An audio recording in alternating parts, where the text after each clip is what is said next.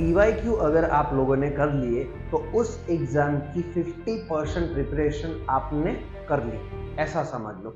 जी हाँ, आज मैं इस वीडियो के अंदर आपको समझाऊंगा पीवाईक्यू क्या होते हैं। प्रीवियस ईयर क्वेश्चन बहुत इंपॉर्टेंट होते हैं अगर आप किसी भी सब्जेक्ट में टॉप करना चाहते हो, किसी भी सब्जेक्ट के अंदर full out of full marks लाना चाहते हो। पीवाईक्यू जो होते हैं वो सबसे इंपॉर्टेंट क्यों माने जाते हैं? क्यों? क्योंकि बोर्ड एग्जाम में स्मार्ट वर्क करना है तो पीवाईक्यू से बेटर कुछ नहीं है। आगे हम समझेंगे कि पीवाईक्यू जो है उससे क्या क्या चीजें हमें बेनिफिट होते हैं, लेकिन इतनी चीज दिमाग में रखो कि टॉपर बनना है तो पीवाईक्यू करना अभी से शुरू कर दो। अभी आपका ये जो टाइम है, इस टाइम पे आप कोर्स के साथ साथ अगर पीवाईक्यू करते रहोगे तो पीवाईक्यू के हिसाब से आप अगर पूरी स्ट्रेटजी समझ लोगे तो आपके total out of total marks लाने के लिए आपको कोई नहीं रोक सकता है। देखो, सबसे पहले मैं आपको समझाता हूँ पीवाईक्यू का इंपॉर्टेंस क्या है। देखो, पीवाईक्यू जो है ना, उससे आपका कॉन्सेप्ट क्लियर होता है। पीवाईक्यू आपको एग्जाम की पैटर्न समझाता है कि किस प्रकार के एग्जाम के अंदर सवाल पूछे जाते हैं, और एग्जाम का जो फियर है, एग्जाम का जो डर है ना, वो आपके दिमाग में से पीवाईक्यू ही हटा सकता है और कोई नहीं हटा सकता। मैं आपके सामने कितनी भी अच्छी अच्छी बातें कर लूँ, लेकिन एग्जाम का डर मैं भी नहीं हटा सकता। अगर आप पीवाईक्यू सॉल्व करोगे तो वो डर आपके मन में से हट जाएगा। कैसे? समझो, पीवाईक्यू अगर किए तो सेम पैटर्न के क्वेश्चन आने के चांसेस देखने को मिलते हैं।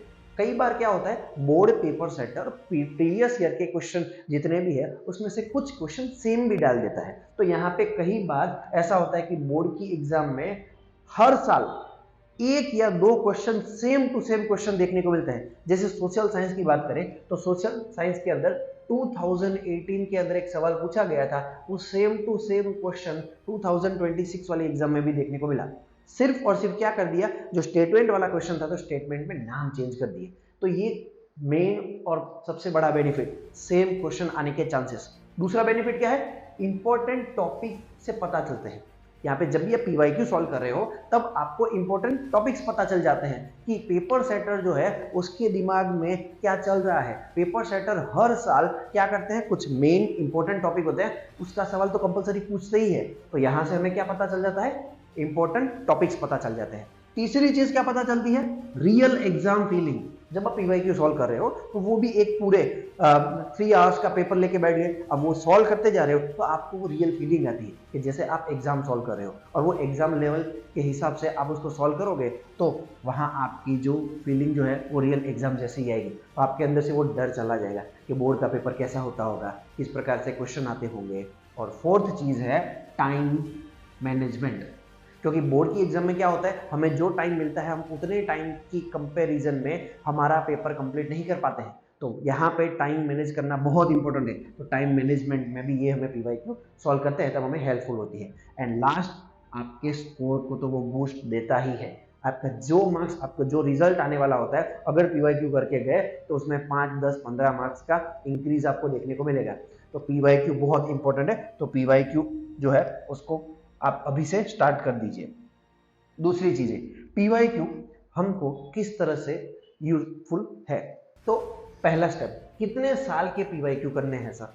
तो प्रीवियस 5 साल के पीवाईक्यू कर लो। अब मैं चाहूं तो आपको 10 साल के बोल सकता हूं, लेकिन 10 साल में क्या होगा, तो 10 साल पहले जो कोर्स था उसके अंदर नंबर ऑफ चैप्टर लेस थे, अब चैप्टर बढ़ गए हैं। इसलिए प्रीवियस 5 साल के अगर आप पेपर सॉल्व करते हो तो 5 साल से आपको आइडिया आ जाता है कि किस प्रकार के क्वेश्चन आते हैं, और वो क्वेश्चन जो है वो सिंपल अभी भी पैटर्न फॉलो हो सकती है। दूसरा, चैप्टर वाइज पीवाईक्यू सॉल्व करो। जैसे कि फर्स्ट चैप्टर आपका कंप्लीट हुआ, तो जैसे आपका चैप्टर नंबर 1 कंप्लीट हुआ, चैप्टर 1 की जो है वो वेटेज जान लो, और उस चैप्टर के हिसाब से मान लो कि क्वेश्चन नंबर 1 उसमें से आने वाला था, तो उससे आपको पता चल जाएगा कि ये क्वेश्चन 2025 में कैसा पूछा गया, 2024 में, 2023 में। तो ऐसे 5 साल के पेपर देखोगे तो आपको पता चल जाएगा कि किस तरह से बोर्ड के पेपर के अंदर क्वेश्चन आते हैं।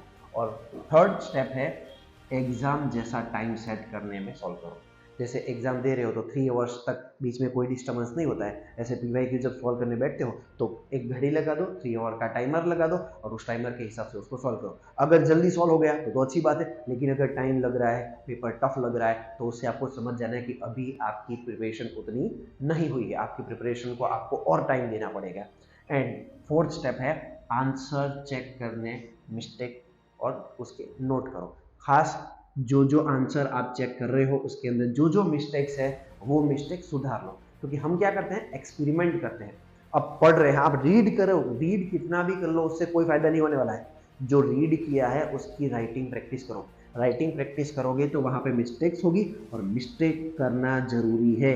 मिस्टेक करोगे तो मिस्टेक सुधरेगी, मिस्टेक नहीं करोगे तो वो मिस्टेक बोर्ड में होगी, और बोर्ड के अंदर सुधार नाम की कोई चीज़ नहीं होती है, वो फुल एंड फाइनल अटेम्प्ट है। तो इसके पहले उस मिस्टेक्स को सुधार लो। एंड फाइनल स्टेप जो है कि वीक टॉपिक के ऊपर आपको क्या करना है, दोबारा काम करना है। यानी कि जिस टॉपिक के आपके मार्क्स कम आए, यहाँ पता चल गया कि ये टॉपिक पे मेरे मार्क्स कम आ रहे हैं या ये टॉपिक मुझे बिल्कुल नहीं आ रहा है, तो उसके ऊपर काम करो। और इस टॉपिक पे इतना काम करो कि इसकी एक भी मार्क्स आपका कट ना हो। क्यों? क्योंकि एक सिंपल चीज़, जो 100 मार्क्स आपको चाहिए उस 100 मार्क्स में आपको पता चल गया कि 20 मार्क्स की ऐसी चीज़ें हैं जो अभी भी मुझे नहीं आ रही है, तो वहाँ पे आपको पता चल जाएगा कि इस 20 मार्क्स के ऊपर मुझे और मेहनत करने की ज़रूरत है। क्लियर हुआ? तो आपकी पूरी PYQ जो है वो 4 स्टेप के अंदर डिवाइडेड है। और अब यहाँ पे देखिए, 5 साल के मिनिमम करने हैं, और अगर मैक्सिमम करने हैं तो 10 साल के देख सकते हो, लेकिन वो सिर्फ और सिर्फ किसको देखना है, क्वेश्चंस को देखना है। खास याद रखना, उसके मार्क्स मत देखना। चैप्टर वाइज मार्किंग अलग हो सकती है। क्यों? क्योंकि जनरली क्या होता है, जैसे कि सोशल साइंस की बात करूं तो सोशल साइंस में पहले 20 चैप्टर थे, फिर एक बड़ा 21 हुए, 22 हुए, और अभी लेटेस्ट 23 चैप्टर है। तो 10 साल पहले आप देखोगे तो उस टाइम पे 20 चैप्टर के हिसाब से वेटेज हुआ करता था, और 10 साल पहले पेपर, ब्लूप्रिंट सब अलग थी। अभी आपके जो सेक्शन ए में 24 मार्क्स के सेक्शन ए आता है, वो अर्लियर टाइम पे थोड़े ज़्यादा मार्क्स के थे।